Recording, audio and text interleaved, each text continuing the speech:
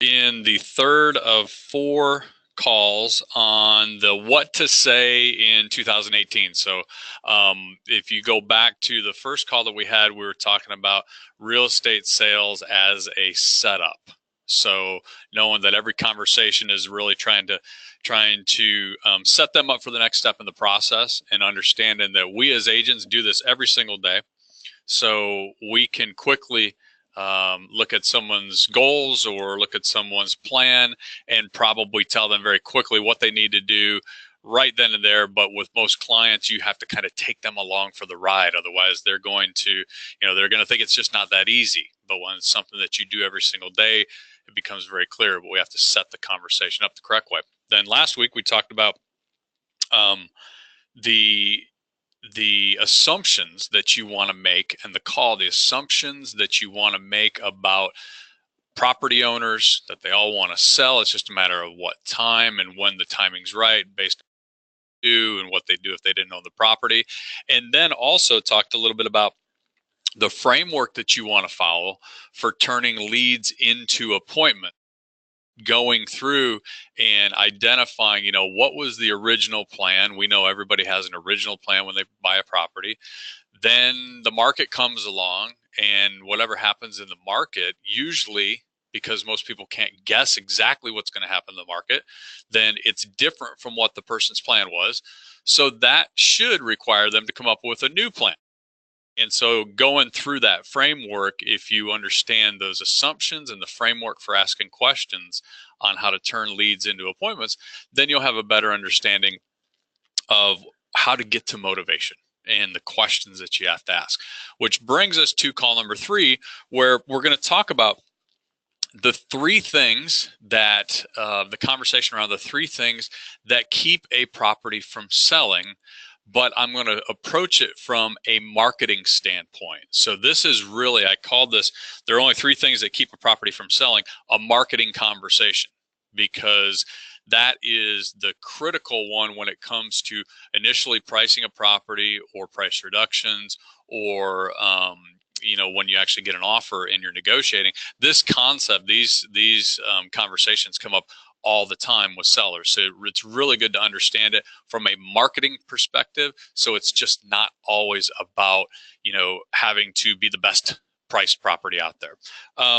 So with that in mind, I'm going to ask the question, and many of you probably know the answer. So I know we should get everybody jumping to answer this. What have we coached you to believe that are 3 things that would keep a property from selling? The only 3 things that would keep a property from selling. Anybody that's got it?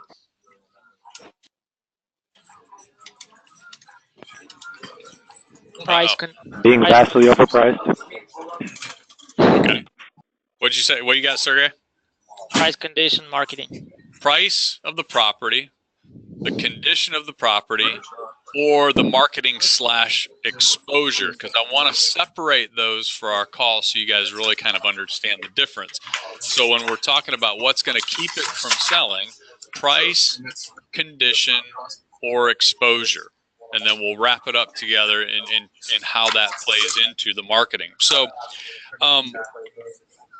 if you can understand that concept, then and relate it back to marketing of the property, then your conversations with your sellers are going to go much, much smoother. So obviously, when you look at the condition, somebody tell me in terms of condition, in that gigantic category, if we're saying there's only 3 categories, then in terms of condition, what types of things would fall into that?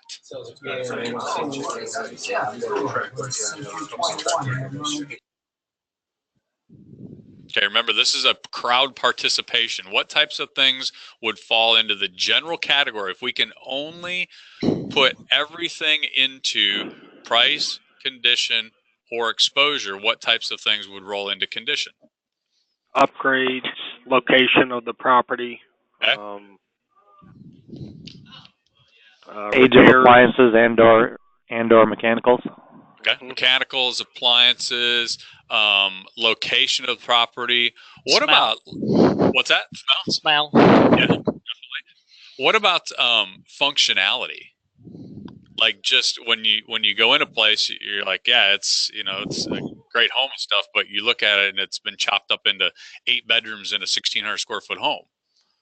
Things like that. Those are all going to roll up into those, just the way that the home functions could be a part of the condition. Another part could be something that is, just out of sorts for the community that it's in. It just doesn't really fit. So it doesn't always have to be that it's just, well, it's in bad shape, it's trashed, or it needs new carpet and stuff like that. Condition can encompass a lot of different things. The interesting thing is there is a buyer for every single type of property that's out there. So when you think of condition is only a factor when it comes to how it's priced. So the condition can be overcome with the pricing conversation because there is a buyer. No matter what the property is out there, someone is out there that would be a buyer. So it doesn't mean that it cannot sell. It just means that you got to dig a little bit deeper. A property that's in poor condition or it's less functional isn't going to obviously have as much value in the eyes of the buyer. So the second part on price that I wanted to kind of go over is the list price is important to when you're talking about receiving offers, but maybe not for exactly the reasons that you or your sellers think. So most sellers are under the mindset of, I want to price it here and then I'll come down or they can bring me offers. Is that a pretty fair assumption that most people, their idea of the pricing is, well, I'm going to list it somewhere, but that's really irrelevant because bring me offers, Brendan, and then I'll negotiate. Is that your typical seller these days? Yes. Okay. So when you are in that conversation, and we know that isn't always going to happen, how are you educating the seller that buyers today typically don't bring offers on homes that are way overpriced? Like how do you convince them of that?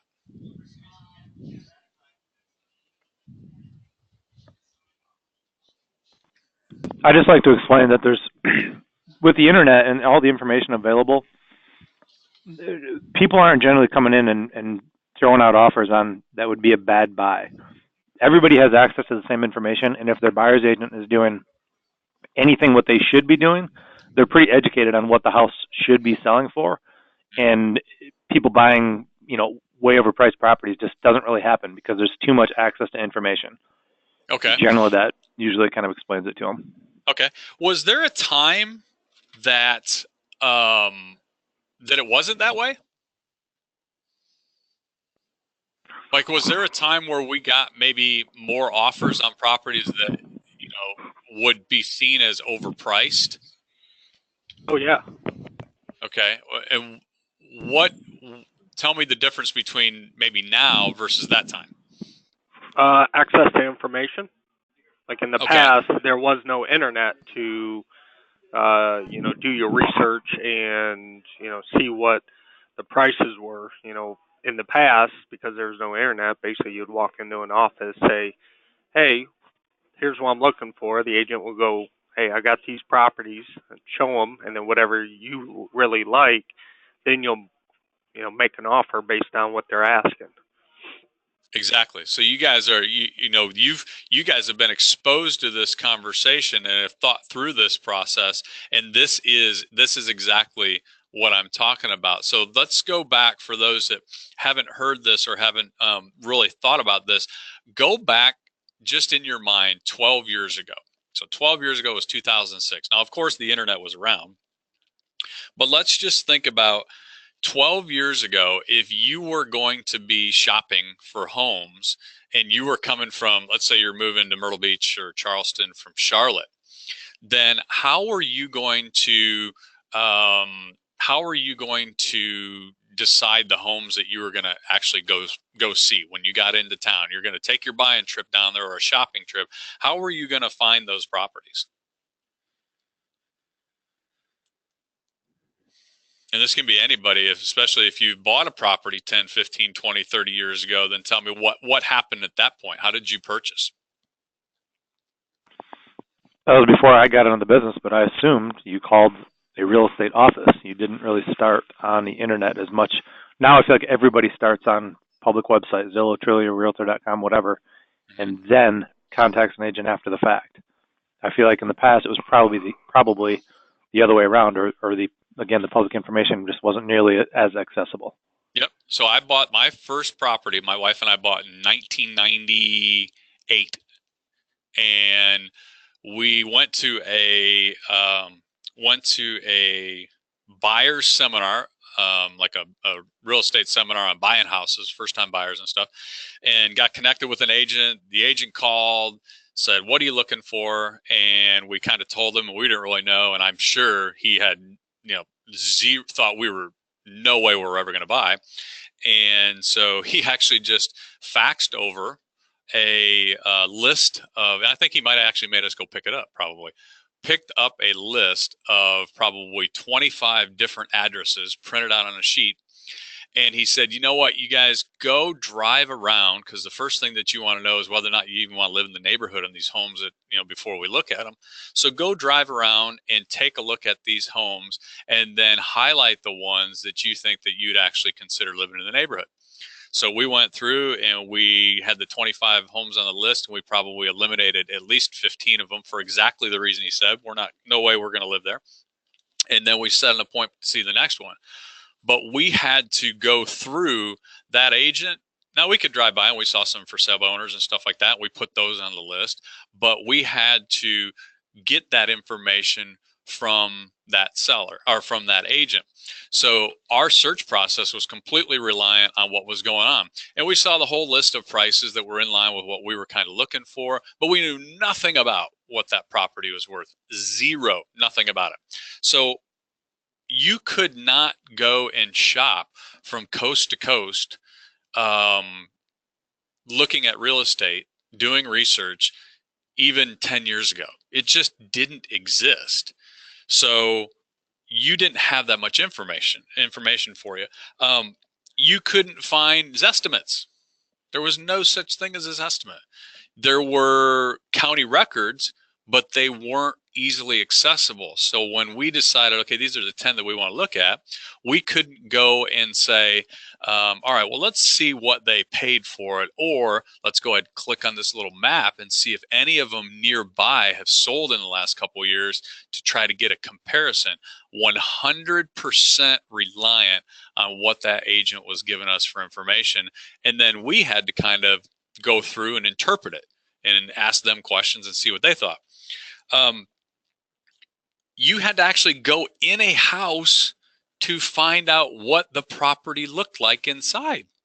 Like at that time, you had to go in the house. We wouldn't have the list of the properties in front of us if we could have seen them on the internet. Like, and if they did have pictures on the internet at that time, I can't even imagine how long it would have taken, because it was all dial-up. Like, it would have taken forever for the pictures to load. So you had to go and spend a lot of time figuring out what is the property that's out there, what's it offer, and then you were 100% reliant on the information you were being given. So how does this change, or how did this change what buyers did? Buyers came in and decided, okay, you know what, this is the neighborhood I like, and this is the home I like. I'm going to put an offer in. And regardless, a lot of times, on where the list price was compared to what they thought it was worth, it was really an irrelevant fact. If it was listed and they thought it was only worth 160, would go ahead and put an offer in and say, well, maybe it's 160. Okay, let's try it. And the seller would get a chance to negotiate an offer. Look at how difficult it was to go find information on properties. Sellers are buyers a lot of times, and agents, I think, pushed buyers to make a decision just because it was so tedious to go continue the search. So you find kind of what you're looking for. You find the neighborhood, it works. All right, Forget his list price. If I want the home, I'm going to put an offer in. That's changed now. Now, because you've got all that information, like Eric talked about and Mike talked about, you've got all that information at your fingertips, then typically what's happening is they know more about the properties that they're looking for than we sometimes do as agents. And so that education allows them to say, you know what, I like that one, but I am going to keep looking. So in the past, if they saw the house that worked, they would go ahead and make a move on it. Now it goes something like they go in, they look at it and say, you know, I really like this. It would probably work for us, but honey, let's keep looking. And when they keep looking, then they usually find a property that kind of stops them in their tracks and they say, all right, we're going to jump on this one, because buyers buy when they feel like they're going to lose the opportunity to buy because somebody else is going to take it because it appears as a really good value.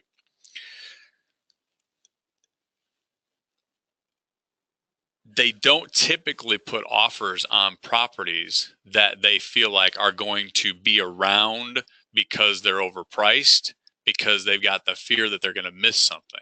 So when they're looking at something that has that big gap in there, it's unlikely that the seller is going to get that opportunity. So let's bring this back to, from a marketing perspective, you've got price, you've got condition, and now we have to talk about exposure. So right now in the MLS, when we, and definitely for our companies, but for most companies right now, it's more difficult to keep something off the internet. So keep it pulled back. Like, I doubt you'd ever have this, but if a seller said, listen, I really don't want a bunch of people all over the country looking at my listing. Like, I'm a little weirded out about people, seeing the inside of my house and stuff. Can you just keep it here in the market, or maybe like just in South Carolina, just advertise it in South Carolina? Absolutely 100% impossible if you're going to go and put it on the MLS. Because the way that all of the syndication sites work and all of the things that we do from a marketing perspective or from an exposure perspective, they spider out everywhere. They're on hundreds and hundreds and hundreds of websites. So it's harder to keep something offline than it is to put it online. So the thing that people, or that your sellers and you have to understand, is that exposure is already taken care of 100% just by the things that we do that are already automated. So when you think about, okay, we put it in the MLS, we put it on what it used to be Crest, it goes to all these different places, and it's got all kinds of exposure out online. Then at that point, somebody says, well, what are you doing? Are you advertising it here? Are you advertising it there? You could go and get as detailed as you possibly wanted with the type of buyer that you're putting it to. But remember, how does exposure work? How does exposure work compared to price? If you had something that you took the time and the money to put billboards up for the property. So you've got billboards, you're doing radio ads, you're doing flyers, you are advertising on every single site that's available, but the property is 25, 30%, or even 20% overpriced. The chances of that property getting an offer are probably pretty slim. Because again, back to the buyers understand value and they understand where prices are, the likelihood of getting an offer on an overpriced property that's everywhere in the world is slim. If you take the same property and price it exactly where it needs to be, or better yet, it's actually undervalued at some level, you could sell it by telling one person.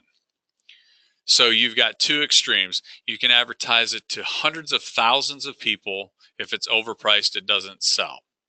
you can advertise it to one person. And if it's a great value, that one person will buy it. So price, when we talk about price, typically is when it gets down to it, price is the number one factor within marketing. And marketing encompasses condition, price, and the exposure. So I want to make sure that the key part I want to get out of this is, does everybody kind of understand how can you make that connection between price, we know, is ultimately going to determine whether something sells or not, but how do we bridge that gap into the marketing conversation so it's not just always like you got to lower your price? Questions on that? Because I know that that's probably like that.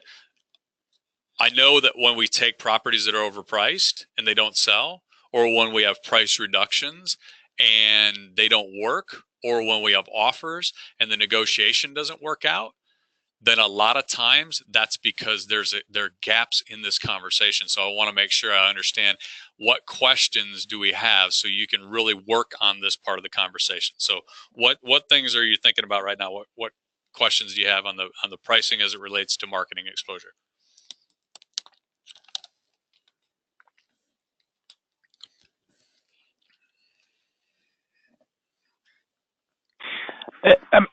No real questions. The only thing that just keeps occurring to me is, and you've already kind of touched on this, but it almost doesn't matter what you do on the market. I feel like, and this is probably a misconception, but it doesn't matter what you do on the marketing end if it's priced incorrectly.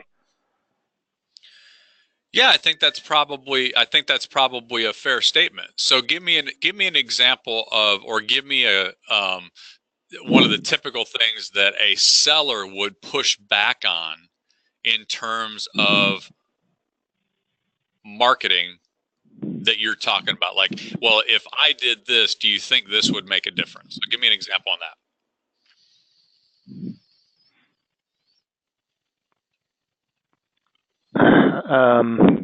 Well, they could sell. Go ahead. They could sell it themselves for that price, or if that's the case, what do I need you for?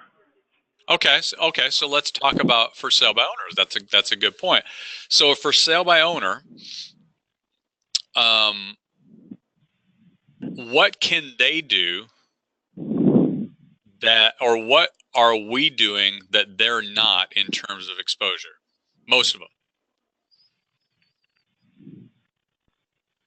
They're not. Generally speaking, they can't put it on the MLS. I mean, obviously they can do a flat fee listing, but that's, even then they don't have anybody really negotiating for them. Okay, so there's two things there. One, they absolutely can for a few $100. They can definitely put it on the MLS. Right. And the MLS will get picked up by, your Zillows and things like that. But are they going to have the same exposure, just pure exposure online, if they do that versus if we did it?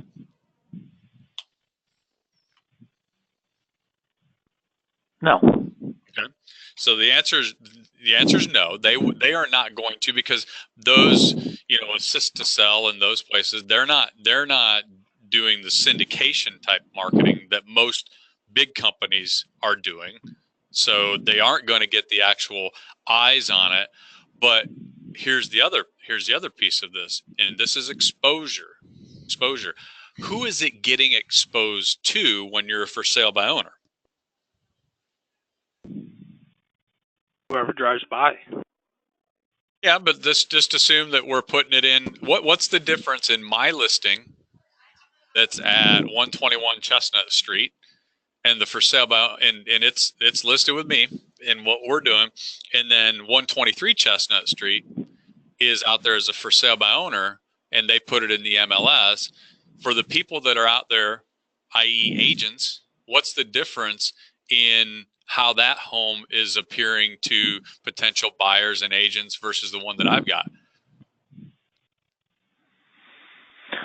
Well, one thing that occurs to them is that it's going to be more of an issue to be compensated. Usually for sub owners will say, yeah, we'll pay a buyer's agent, because they realize that they have to do that.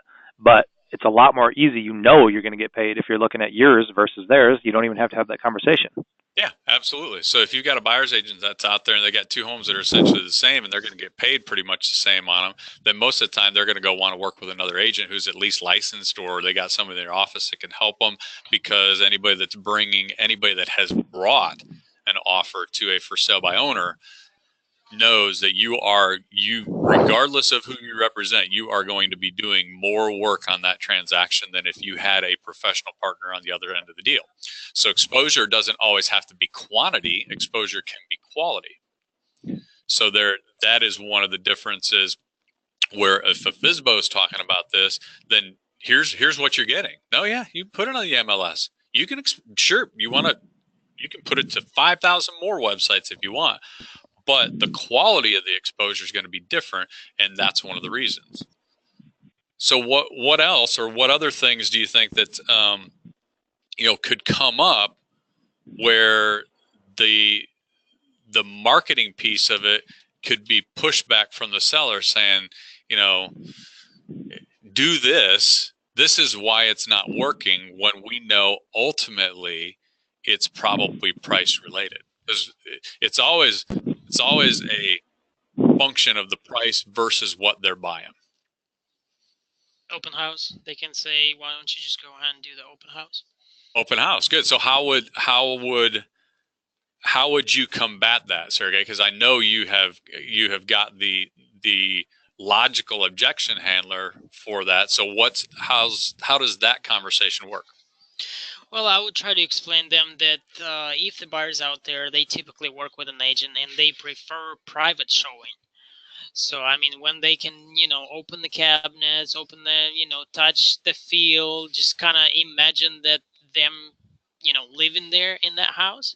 And once you do have an open house, typically what you have, it's, noisy neighbors, or some people who can't work with an agent. They either can't get proof of funds, or they just not pre-qualified. So, I mean, obviously they just looking at the properties and they just wasting everybody's time. And would you rather have, somebody who's motivated to buy a property, or would you rather have a bunch of people in your house that just want to look at your house just because it's available to look at?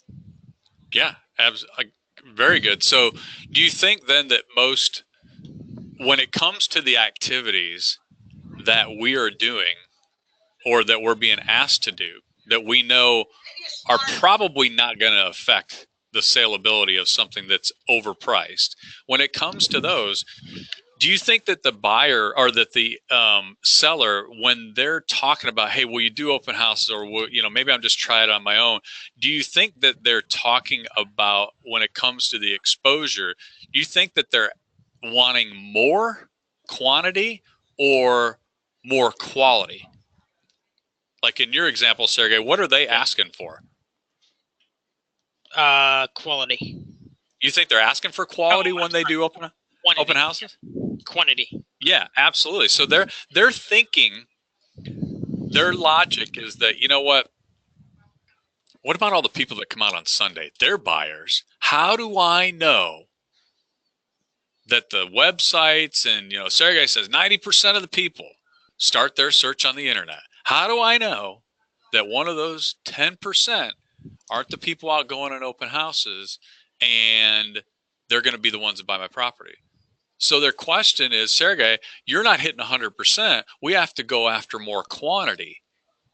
And the conversation that you have with them is talking about the quality of the exposure, because quantity is irrelevant. It's irrelevant. You cannot, like, the exposure factor now, when things are listed, is just a non-issue. So if you're an agent right now going, and I know it's still happening and I love it, so don't talk about it outside of our offices. But if you're an agent that's going out and talking about how many websites that the property's advertised on, and all of the different things that the places it shows up and stuff like that, understand the consumer's figuring out that that's a 10-year-old conversation. And when everybody's talking about that, it's no good anymore. Like, anybody who's bragging about how many websites their property is on. Now, some sellers are probably still like, wow, that's a lot. But most people are like, well, I mean, I can't keep my kids' pictures off the internet, much less my home when it's listed. So it's not impressing anybody. The quantity part of it is very, very well taken care of because technology stepped into this industry and just made it a no-brainer. It's like step 0.1 in marketing. It's everywhere. Now, what do we have to do? Now we have to figure out, is it marketing to the quality that we're looking at, and are we priced correctly? What else?